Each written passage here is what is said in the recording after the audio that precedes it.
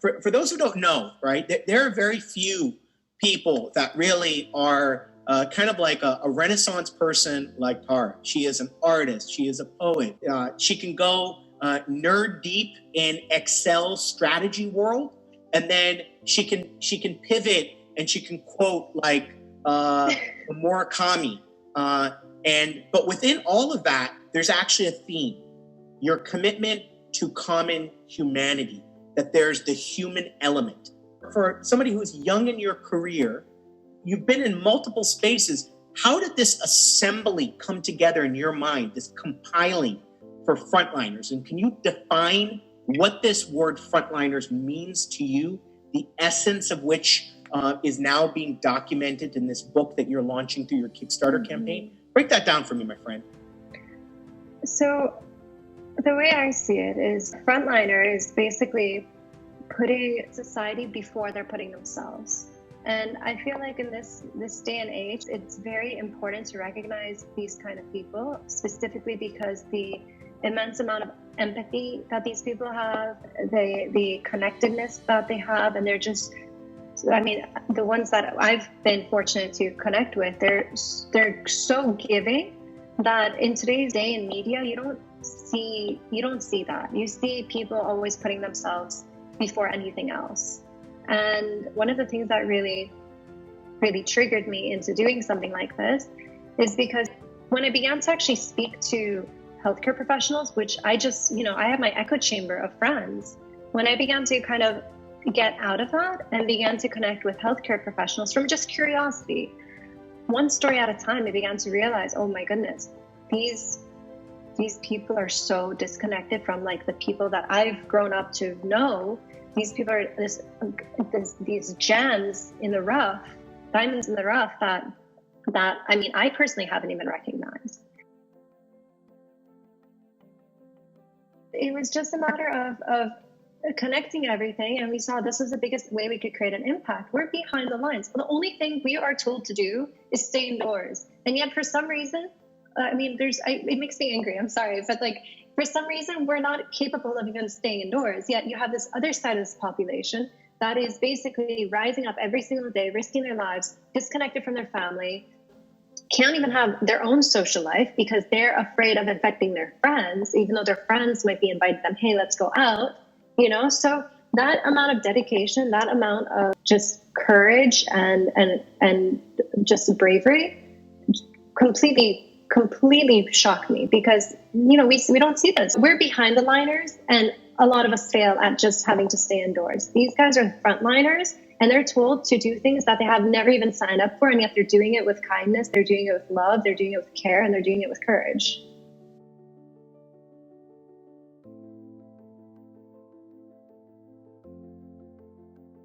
I was very fortunate that it had come back negative, but again, that's just one small story for a whole lot of different situations and experiences that people are facing and are going to continue to face, especially with rising numbers here in the United States and across the world. Brennan, thank you for sharing that. And, I think that, Tara, from where you sit and you hear something like that, that we have our frontliner friend Brennan putting himself in harm's way, how does that sit with you as somebody who is well known in our community, and you look out and about and you see sometimes there's a recklessness with respect to how people are not embracing basic procedures to keep themselves and others safe? How does that strike you when you hear a story like that from Brennan? It creates a huge, deep-seated hurting and sadness and disappointment. I want to emphasize the disappointment because what I was seeing amongst even my friends is they're so preoccupied with only their individual consequences that they don't realize that there's a second or third degree consequence that they're causing. And then the discrepancy here is that when people like Brennan dealing with a teen who is potentially, in this situation, such a critical situation, these things happen behind hospital doors. And we, have the power of choosing selective ignorance.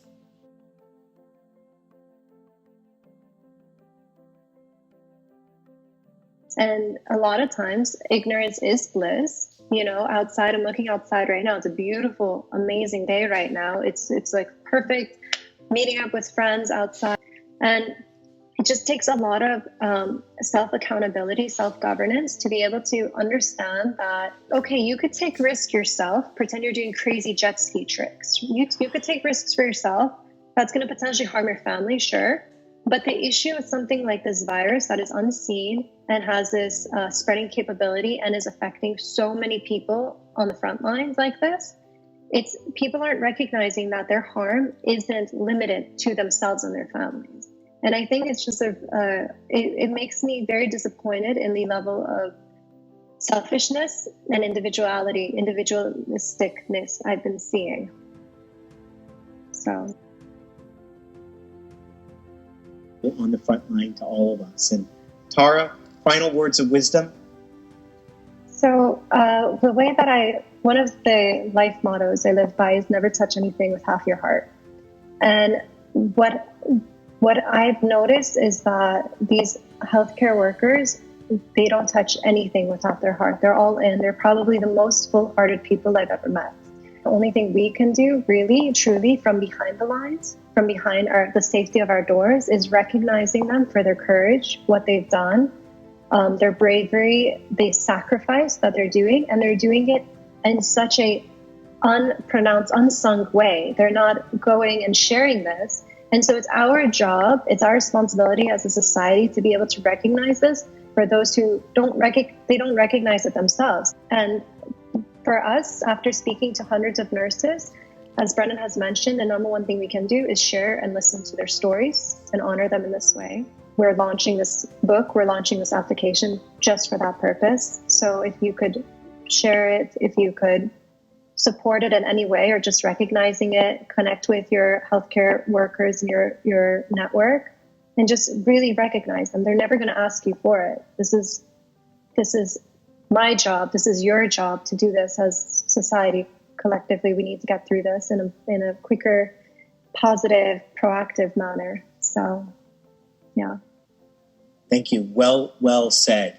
And I like that, because it means that even folks who are not on the front line, we're able to stand and show our support